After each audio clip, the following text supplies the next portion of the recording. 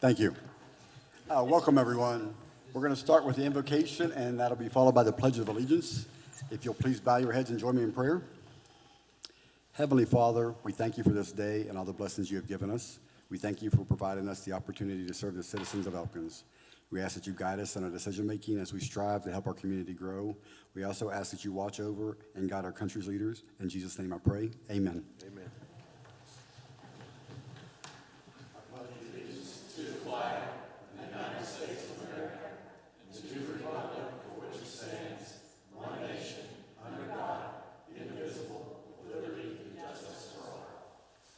I will now call the council meeting to order and ask our city clerk to take roll, please. Councilor Bras Fragonera. Here. Councilor Chenoweth. Here. Councilor Kwanzo is absent. Councilor Griggs. Here. Councilor Guy. Councilor Hinchman. Here. Councilor Lowther. Here. Councilor Parker. Here. Councilor Severino. Here. Councilor Vest. Here. You have a quorum. Thank you. Okay, is there anyone here tonight for public comment? If not, we'll move down to the minutes portion. I'll entertain a motion to accept the minutes as submitted for the February 16th, 2023 meeting. So moved. We have a motion. Any comments or discussion? If none, all those in favor say aye. Aye. Those opposed, nay. Motion carries. Under your correspondence and notifications, you have the approved minutes of committees, boards, and commissions. You also have the approved building permits. And we're excited tonight to say that we have a presentation from the Elkins Depot Welcome Center and the Elkins Randolph County Tourism CVB. And Ms. Ann Beardsley will join us. And Samantha P. will be joining me, so we'll be here. Welcome, ladies. Thank you very much.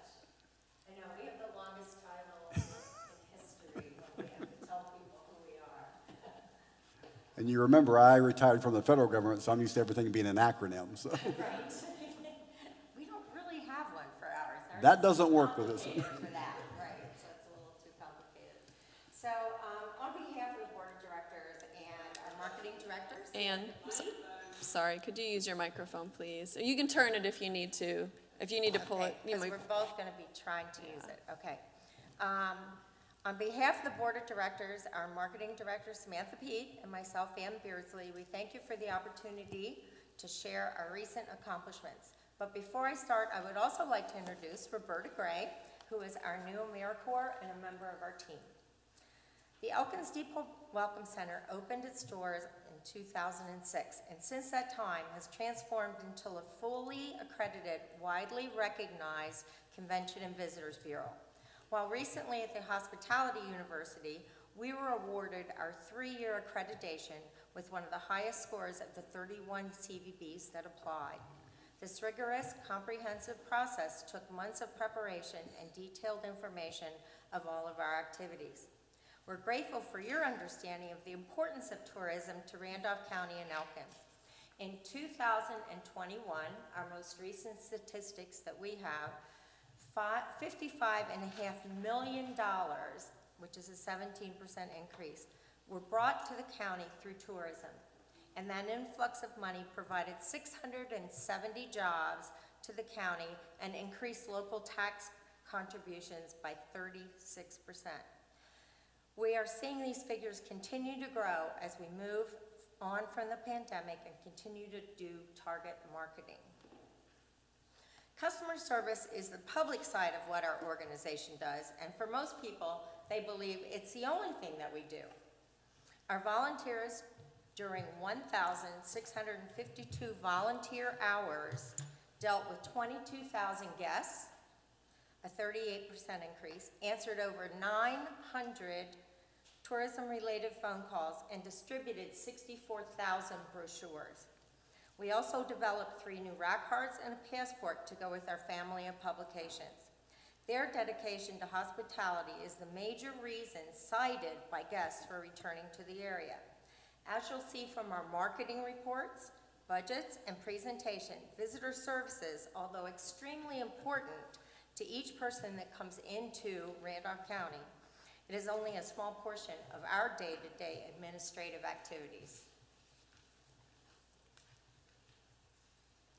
We have good news. West Virginia's tourism economy is recovering since the COVID-19 pandemic. And while some tourists are continuing to delay travel out of caution, many are seeking rural destinations, small towns, and national and state parks, now more than ever. This is great news for Randolph County, where we position ourselves as an outdoor oasis with charming and cultural small towns with plenty of space for authentic adventure. Individuals pre-pandemic who did not consider themselves campers or to enjoy camping now consider themselves as such. This means the COVID-19 pandemic was extremely influential in converting general tourists into travelers with a real interest in outdoor activities and camping. In 2022, the number of outdoor recreation activities have experienced tremendous growth. These activities included biking, camping, hiking, fishing, and skiing. This has been positive for Randolph County due to our proximity to the Monongahela National Forest and the Allegheny Highlands Rail Trail. In addition, this is great news for incoming projects such as the Riverfront Development Project and EAST, the Elkins Area Shared Trails Organization, which will create new opportunities for mountain biking and outdoor enthusiasts, while positioning Randolph County as a biking epicenter. Social media. Our combined social media platform saw a major increase in followers and profile visits. Our accounts have more than doubled. We have 22,653 followers across our social media platforms and reached over 2.4 million individuals through our social activities, which is a 57% increase from 2021. Email. Currently, we have 12,187 email subscribers that receive our monthly newsletter, which is a 45% increase since 2021. We also have a 20% open rate, which is a 2% increase. Our website. We had over 423,000 website page views in 2022. Overall, creating engaging, visible content is the most crucial step to attracting more traffic to our website. Advertising. Promoting Randolph County seasonally has been part of our strategy in our advertising throughout 2022, and Randolph County appeared in major media outlets. As you can see, we appeared in a wide variety of publications.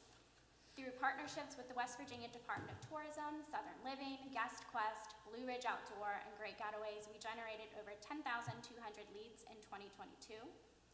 We also participated in the Department of Tourism's Match Cooperative Advertising Program, where we utilized our marketing money by only paying 20% for marketing assets and tactics.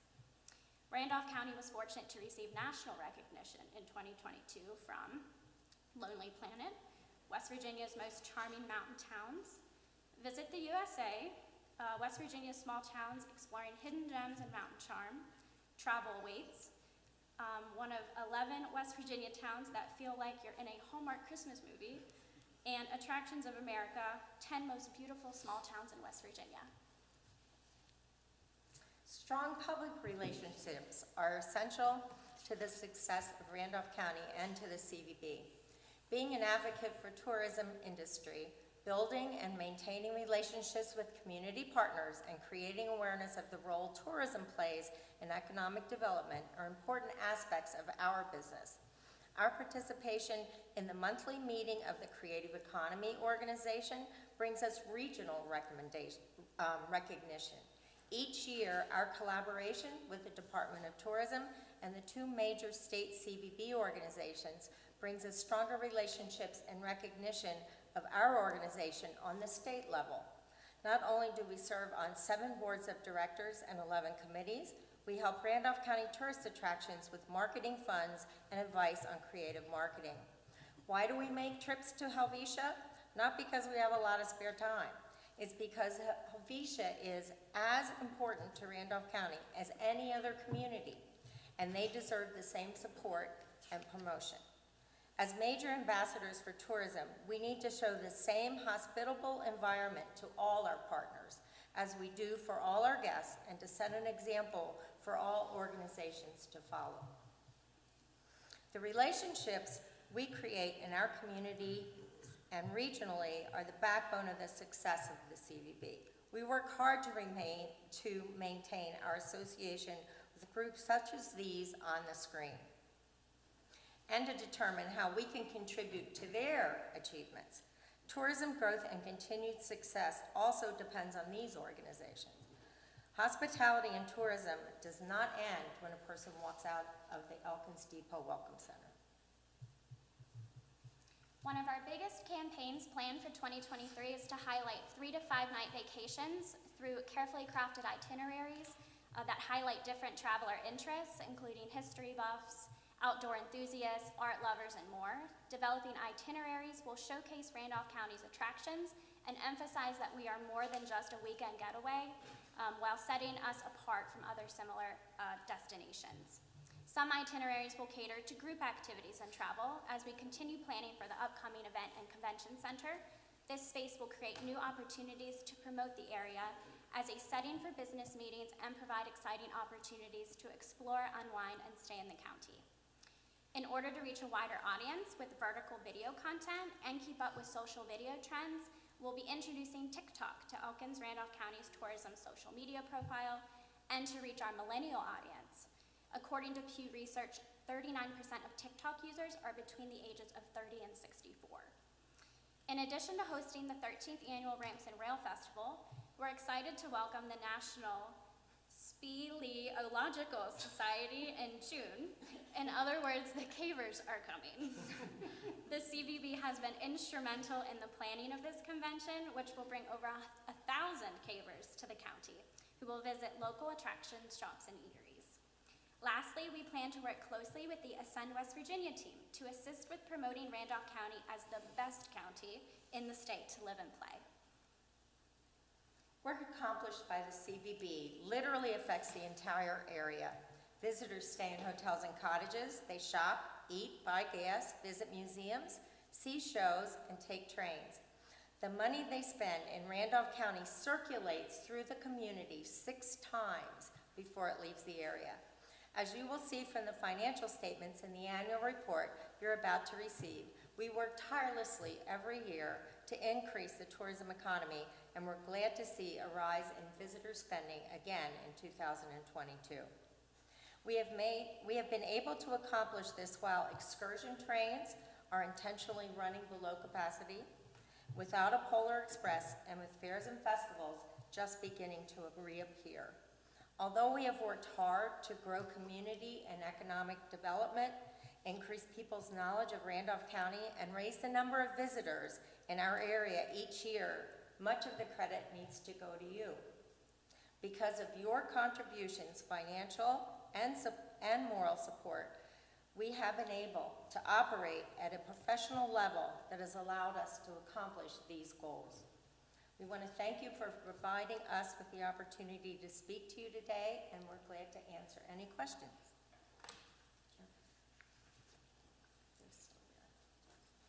Any questions? We're going to pass out the annual reports. I don't have any questions, but I want to personally thank you for your hard work and dedication. I mean, when I go to the depot and see the people lined up for the train, it's tremendous. And your attitude is always very professional, and I greatly appreciate that. You definitely represent our community well. Thank you. And we really enjoy it. We were just at the Hospitality University, and it was a great experience because we now have people from the state coming to talk to us. And they used 2 of our most recent posts for their monthly posts that they do. And so we're having a lot of opportunities to spend more time with the county and city entities that we, outside counties, Right. that we haven't for quite a while. So we're making progress. Thank you. Anything else? Thank you. Thank you very much, ladies. Okay, now we have the introduction of the draft 23 to 28 strategic plan.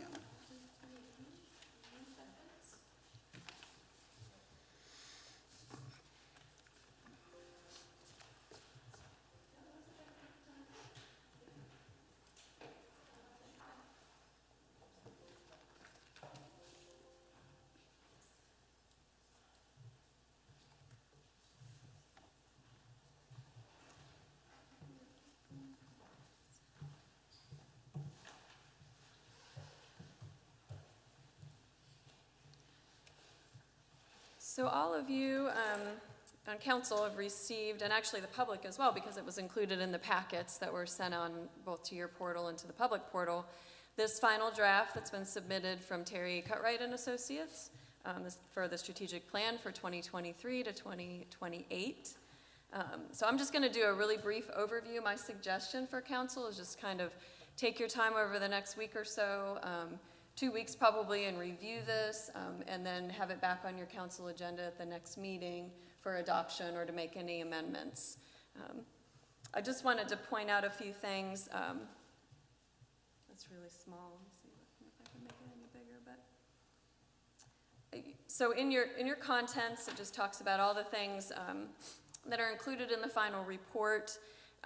And I know most of council, I think, was able to participate in that exercise, although some of you are newer and weren't around when that was happening. So we had a strategic plan in place from 2018 to 2023, and we had accomplished a significant number of the items in that plan. There were a few things that, after evaluation were decided weren't priorities.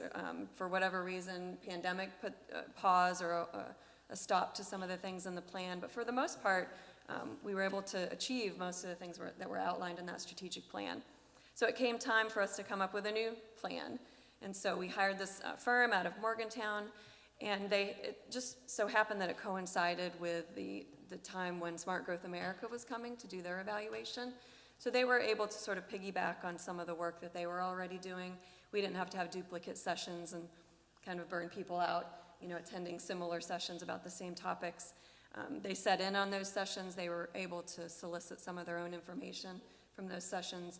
And then we had a day where counselors and administrative officers and other staff were able to participate just in a work session and develop kind of the finer points of the plan. So what you'll find in this document is their executive summary that just kind of talks about where they sourced all their information from. And then if you go a little further down, it mentions they were given a copy of the final report from Smart Growth America, and they talk about that a little bit and include that in part of their recommendations. I'm going to skip over the middle briefly, and we'll come back to it, but I want to just kind of skip to the end because that is where you're going to find a lot of the source material that they used. So attachment A, if you remember, for those of you that were able to attend some of the sessions, Terry Reed and her associate provided these stickers that said, "My big idea for Elkins is," and they were filled out by a bunch of people, and they stuck them up on the wall, and they incorporated them. So this just sort of summarizes everything that was written on those stickers from council and from the community.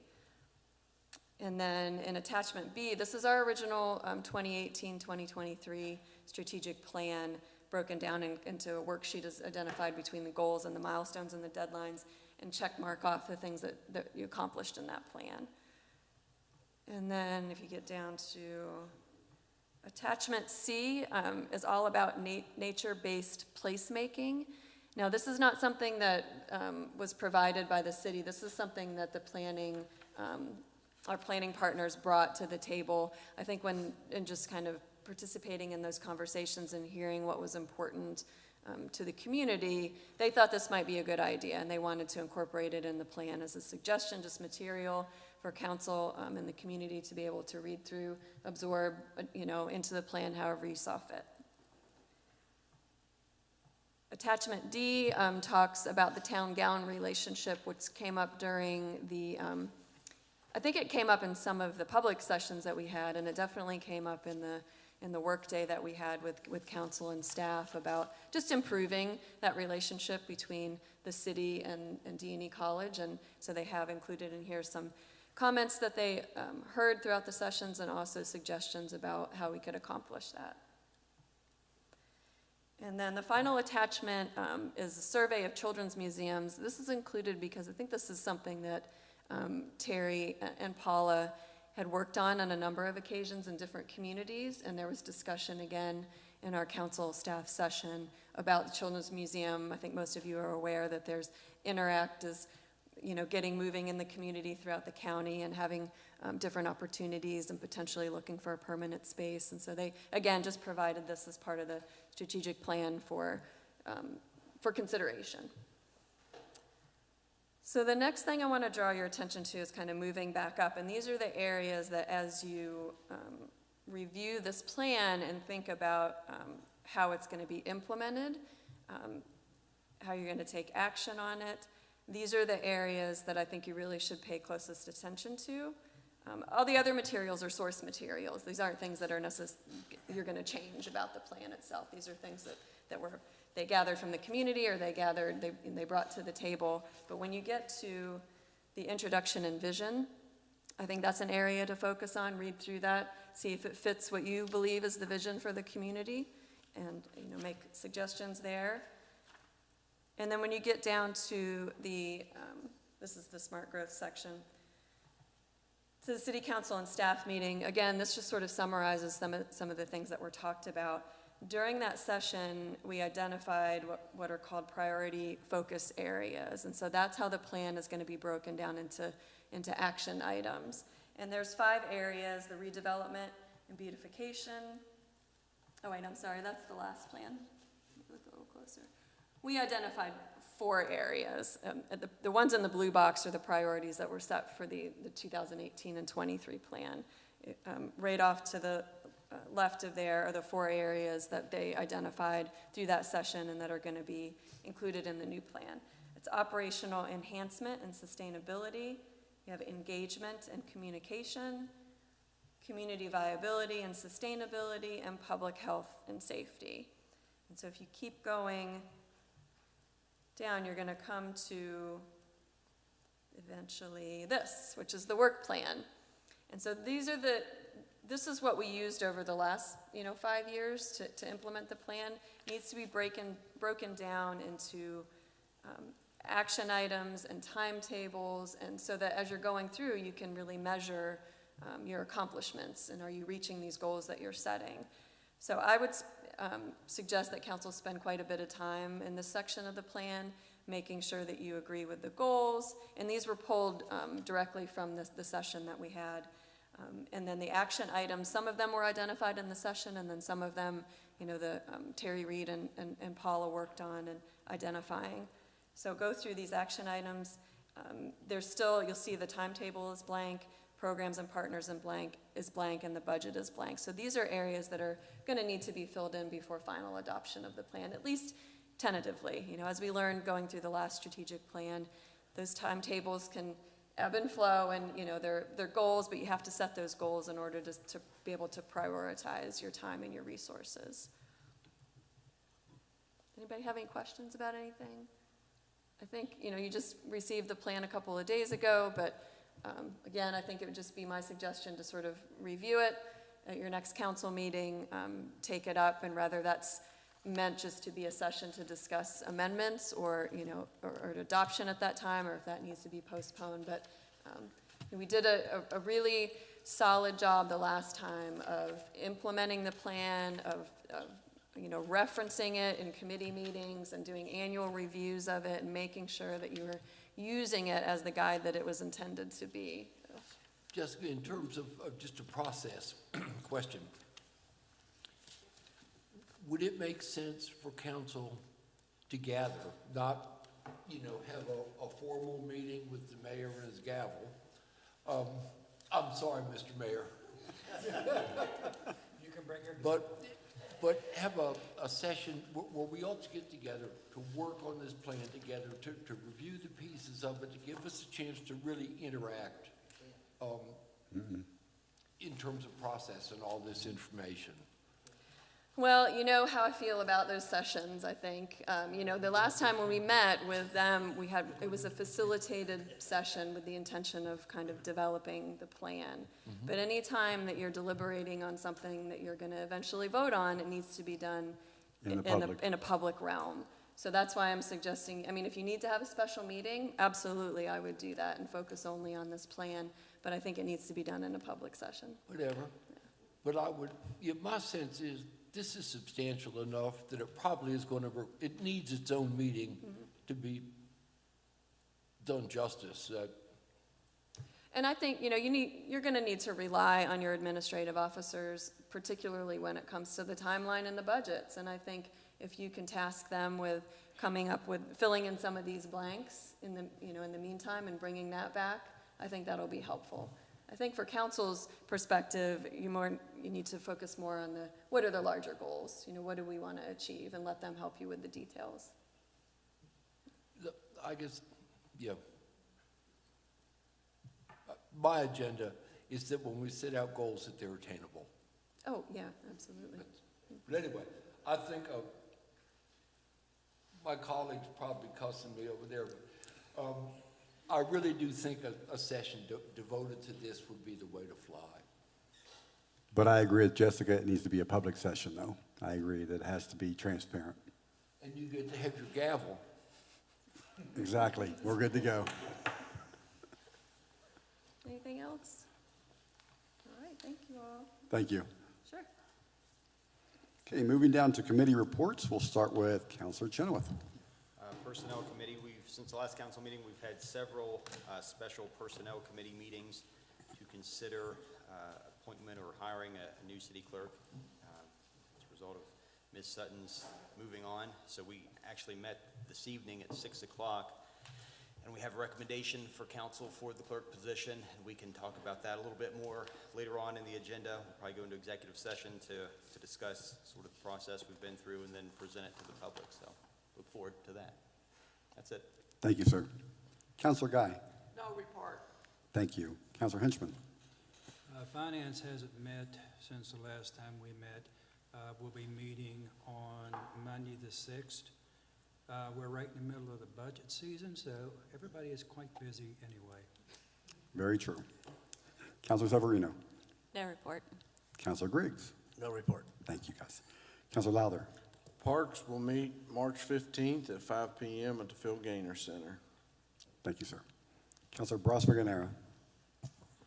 Okay, the tree board will be meeting next Tuesday night to discuss ideas for our next grant for trees. The planning commission will be meeting next Thursday, and we will be looking at a timeline for going through the process of updating the comprehensive plan. That's next Thursday at 3:30. Rules and Ordinance will be meeting next Wednesday at 9 o'clock, and we will hopefully be getting close to the end of our discussion of the Animal Control Ordinance. That's it. Thank you. Councilor Vest. No report. Next meeting for the Audit Committee is March 21st at 1 o'clock. Thank you. Councilor Parker. I don't have a report for public safety for this meeting. For the task force, we've been working on what I really think is some very good stuff. We are moving on establishing transitional housing for women in recovery. We have found some alternative financing for that. We do not need to wait for the state money. The drug settlement funds to come through. Whenever that happens, that will be wonderful, but we're moving ahead with that.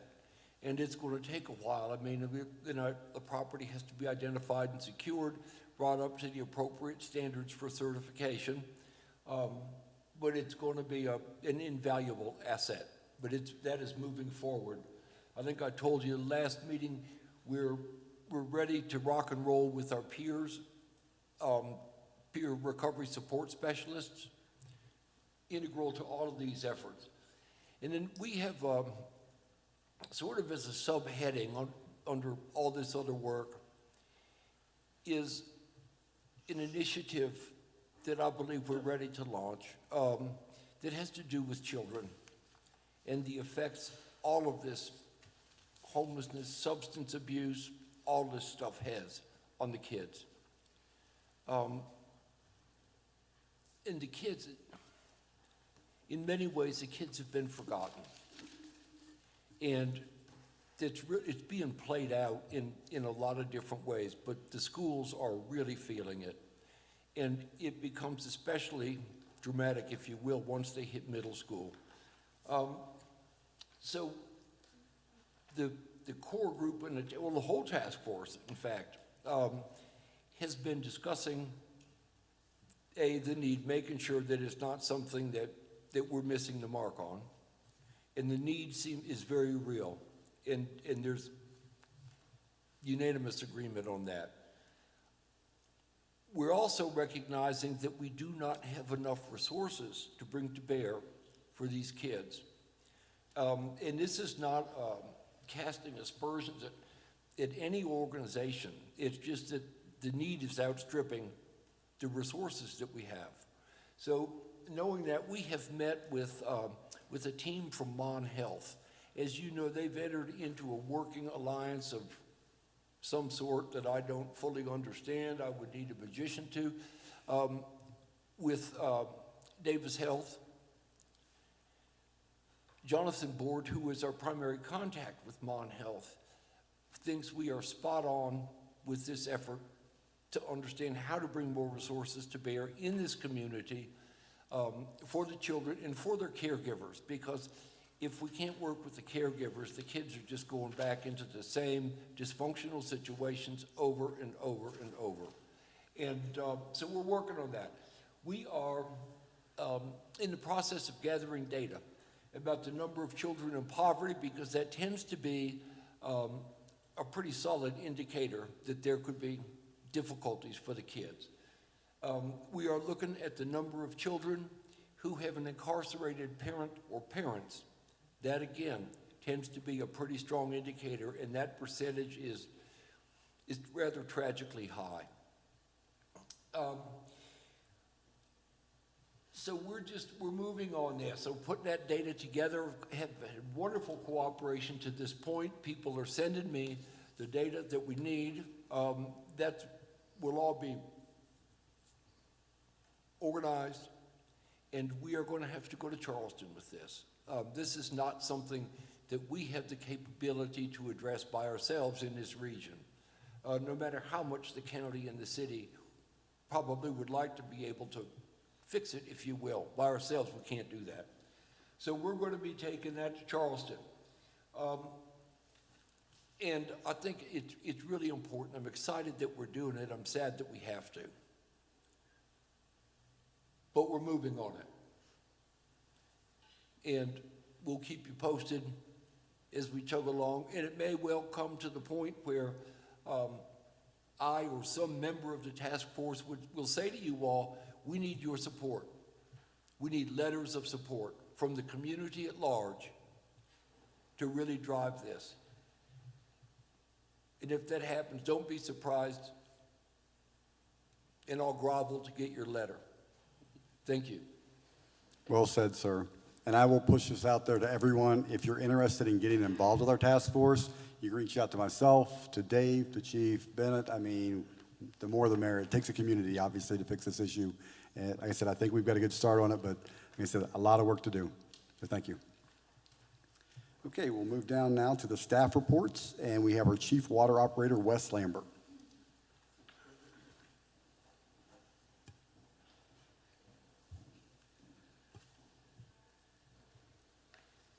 Good evening. Welcome, Wes.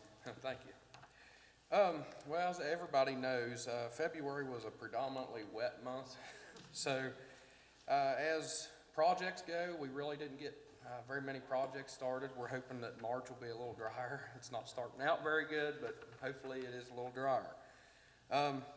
We had approximately 4 small water leaks in February and 1 fairly decent sized leak on a 4-inch line. On February 22nd, the water department employees attended a first aid CPR course at the fire department. I want to reach out to Steve and Tyler and thank them for putting on that class. And we also received our defibrillator yesterday, so it's now active up at the water plant. We're also in the beginning stages of getting some guys at the plant and distribution trained for their CDLs. The benefits in this, right off the bat, they will be able to haul the heavy equipment like the excavator, backhoe, and such. And they will also be able to potentially haul our sludge at the water plant to Clarksburg. So definitely some exciting things there. Also, for computer software, the new ignition SCADA system kind of hit a bit of a slowdown. We're having some issues with some software and hardware. I was hoping to be able to roll out a little bit of a draft to you all back in February, but it looks like it's going to be more mid-April now. So I'll try to keep you guys posted as I get updates. And that's my report for this month. Any questions for Wes? None? Thank you, Wes. Thank you. Okay, Chief Bennett.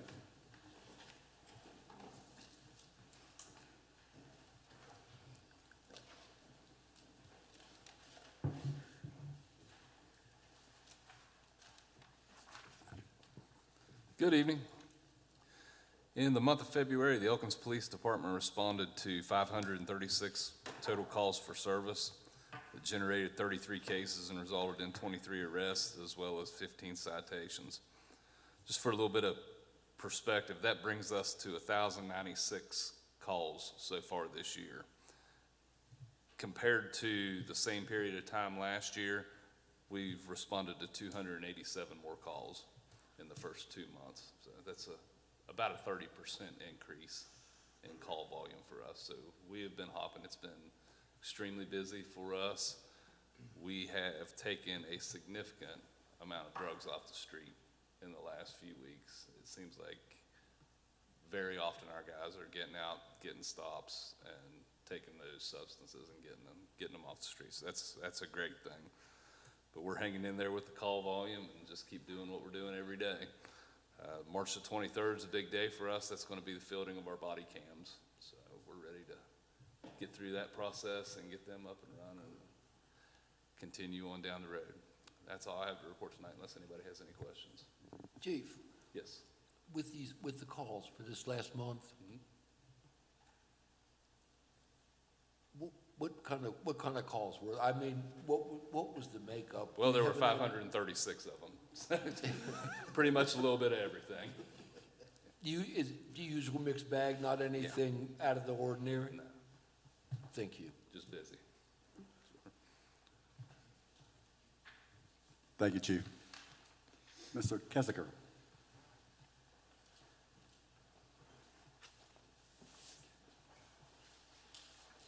Or Coach K is your name, right? Mayor, Council, good evening. It's a pleasure to be here this evening and give you an updated report on the Operations Division. As you know, we got a lot of projects going on right now, HVAC going on here at City Hall. We've got the streetscape project, riverfront project. I'm excited that tomorrow I'm going to meet with Sarah Cottingham with Downstream Strategies to discuss in greater detail some funding options that could be out there to support one or all of these projects in some sort. So it's going to be an exciting meeting. She seems very positive in what we can get accomplished with some things. So I think it'll really help with the cost and the burden on the city with those projects. We'll also continue to move forward with the sanitation garage project. We went out and had Water Department and Wastewater Department mark lines for us so we can get our architect out there to look at the lot to see exactly what might be in the way, what's not in the way, so we can continue with that and move forward quickly there. One of the things I'm most excited about the report is, if you recall, I have told you with the asbestos inspections and demolitions, we reached out to a company that was awarded the state contract, and it has cut our time down tremendously in trying to get these homes on the demolitions list taken care of. We currently have 6 homes that have been inspected, been tested, ready for abatement, and also ready to put the bids out on them to have them demolished. So we are eliminating that list quickly, and we have already contacted the company, and they're ready to come back in and inspect more.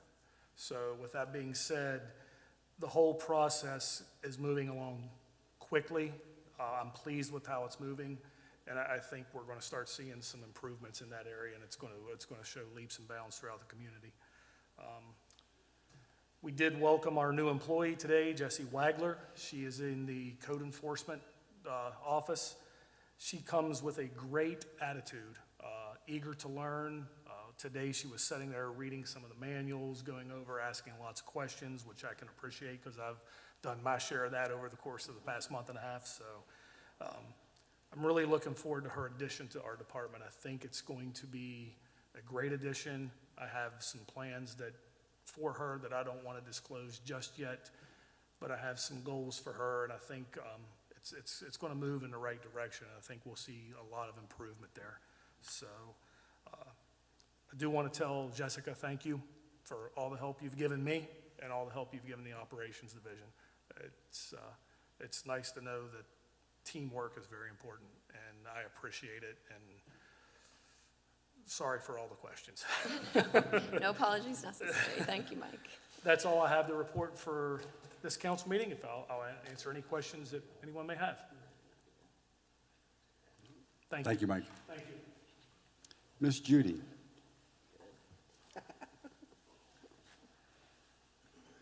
Looks like you're surviving your audit okay so far. They left today, so it's a good day. Well, that's what I was going to start off with. The annual audit completed the on-site testing today. They're going to finish back up in Huntington at their offices, and we should have the final version of the audit in about 3 weeks. I've submitted water and sewer property vehicle equipment schedules to our insurance companies for quotes, since they'll be having their same, or their own policies, waiting to hear back on their response. Hopefully we'll have that back within the next month, and then water and sewer can proceed with their budgets. And thanks to Wes and Whitney for going over those schedules and the assistance with those. It's a little time-consuming with everybody being busy, but the response time from them was very good. For the finance meeting on Monday, we'll be looking at the fiscal year 24 budgets for fire, coal severance, landfill, sanitation, and the general fund. They'll be reviewed, as well as a budget revision and city hall repairs being paid out of coal severance. And finally, the municipal police, fire, and retirement system employees have a tentative date of June 5th to finally vote on their Social Security benefits. So this is a one-time vote. Majority will decide. So finally glad. You probably thought that all went away, but just slow getting the state to respond. But anyway, we have a tentative date, June 5th in the morning. And that's all I have. Anybody have any questions? All right, Thank you, Tracy. Chief Hines.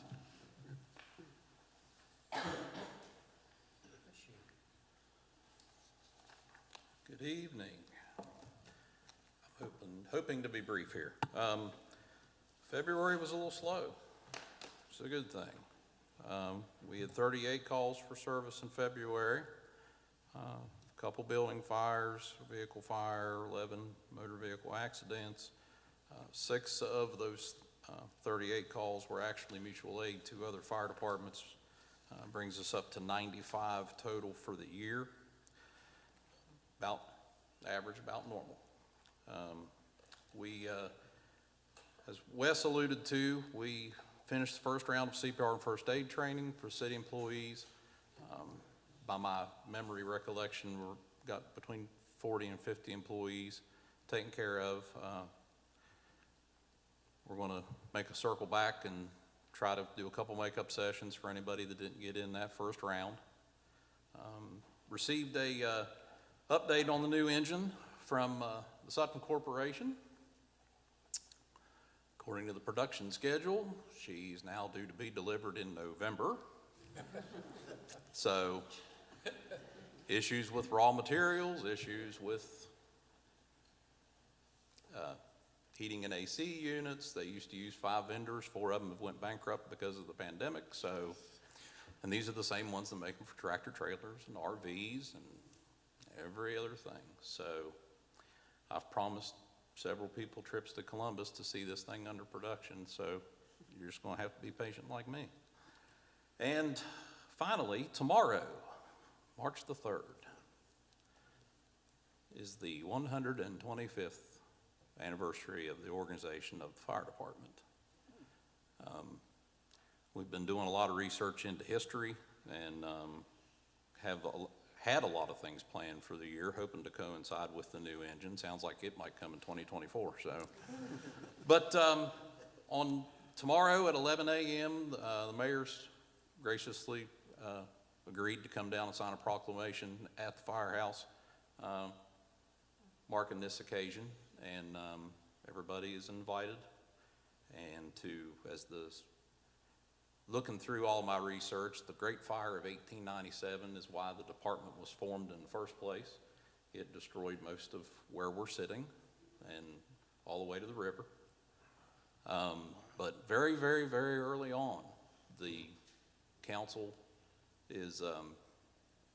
voted to financially support the fire department and, allow us to be in existence to provide a service. So as the sitting council for this anniversary, I've got a small gift for everybody.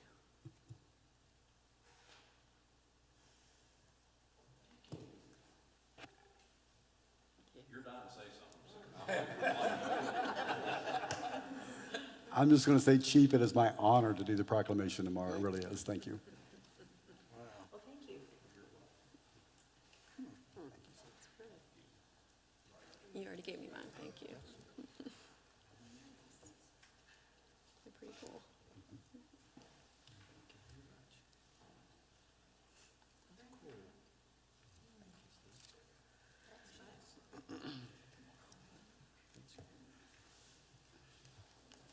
We purchased a small number of these. The volunteer organization is actually who put up the money to purchase them, and if you look at it close later on, you'll see that it is numbered. I'm not going to tell you where, you got to find it. Only 125 were numbered. You can figure out why. So, but that's just about all I have. Anybody have any questions? Well, Chief, Miss what Roberts time is had one. the- Is there going to be is the birthday Sunday? cake tomorrow? No. What time is the? 11 a.m. 11. 11 a.m., yes.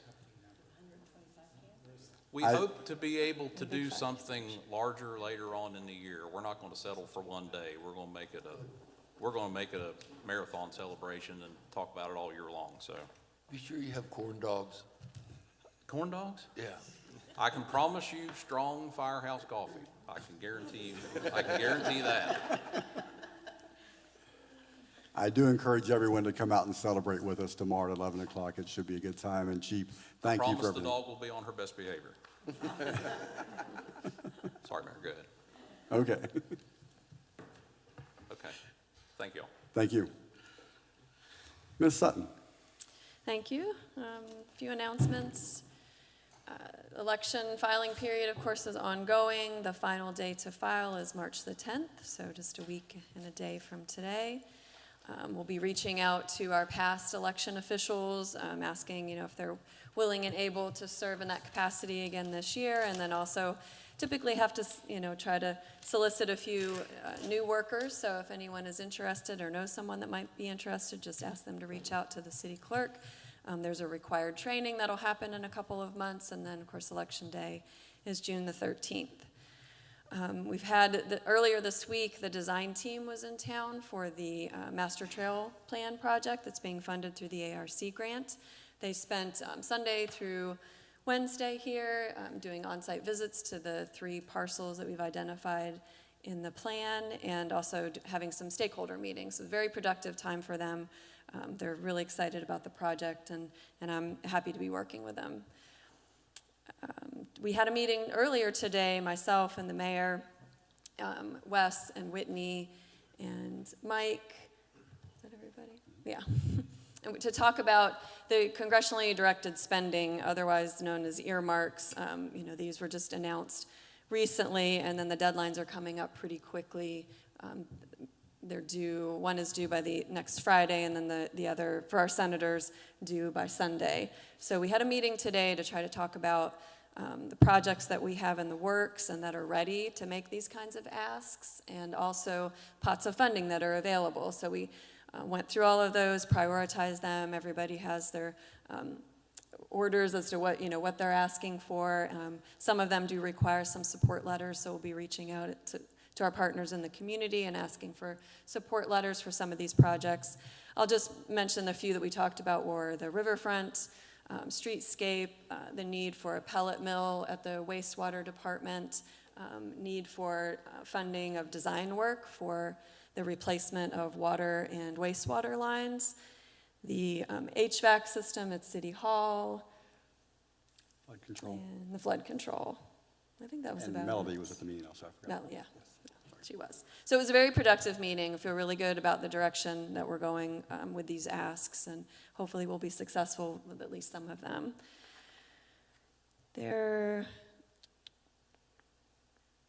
So I've been working, I think all of you are aware that my last day is next Friday, March the 10th, and sat down with the mayor and operations last week to talk about just a transition plan on some of the project work, so just be assured that that's happening, and we're going to be handing those things off as easily as possible. I'm still going to stay involved in some capacity with some of the projects, including the TIF, be present anyway for the presentation of the streetscape design. I'll still continue to work probably most intently with the East Trail Planning Project, the ARC grant, since that organization has been driving that anyway, even though the city is the administrator of that grant, be working with the treasurer and the operations department on facilitating that.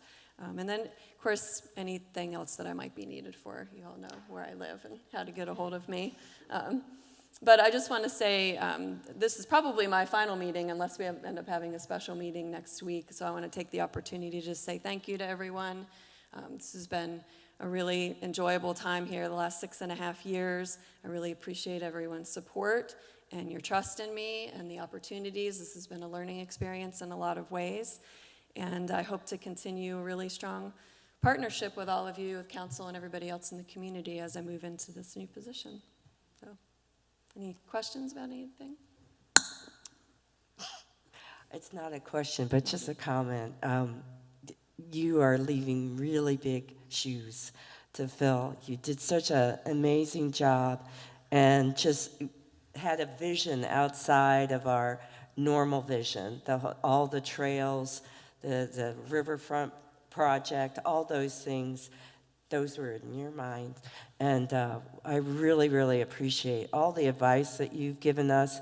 I don't know how we'll survive committee meetings without your direction, but you've been priceless, and thank you so much. Thank you. Anyone else? Thank you. Ms. Roberts. Thank you, Mayor. Council, you have 2 resolutions in your packet tonight. There's a twist with regard to one of them.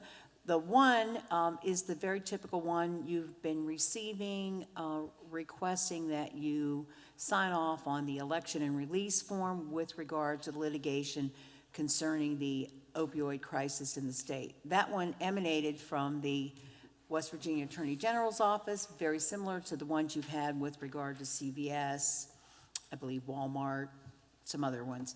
This has to do with Walgreens. And by passing the resolution and authorizing the signing of that form, you will again be participating in the funds that are received as part of that settlement in the same split that is laid out in the MOU that you signed off on last spring sometime with the Attorney General's office. The other resolution that you've been asked to consider and vote on whether or not you want to sign or authorize the signing of the election and release form actually comes from a law firm.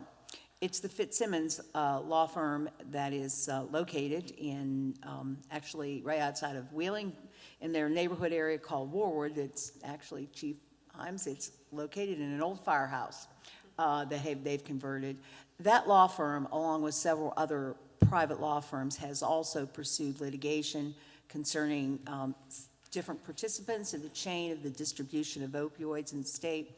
And this is a smaller settlement regarding, I believe, 5 separate pharmacies that are all locally owned in the state.